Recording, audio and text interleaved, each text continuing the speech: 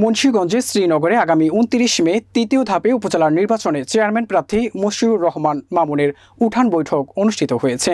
মুন্সিগঞ্জ নিজস্ব প্রতিনিধি কাইয়ুম মাইজ ভান্ডারের প্রতিবেদনে দেখুন বিস্তারিত। বৃহস্পতিবার বিকেল ৪টায় উপজেলার ১৬ঘর ইউনিয়নের কেওটখালী গ্রামের কেন্দ্রীয় আওয়ামী লীগের সাবেক সহ সম্পাদক জাকির হোসেনের আয়োজনে তার নিজ বাড়িতে এই উঠান বৈঠক অনুষ্ঠিত হয়।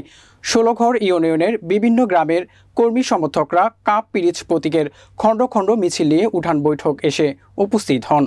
জাকির হোসেনের সভাপতিত্বে এ সময় বক্তব্য রাখেন কাপ পিরিচ প্রতীকের চেয়ারম্যান প্রার্থী মশিউর রহমান মামুন, শেখ রাসেল ক্রীড়া পরিষদের সভাপতি নুরুল আলম চৌধুরী, কেন্দ্রীয় যুবলীগের সাংগঠনিক সম্পাদক মশিউর রহমান চপল, ইউনিয়ন আওয়ামী লীগের সাধারণ সম্পাদক মনিরুল ইসলাম উজ্জ্বল সহ অনেকে।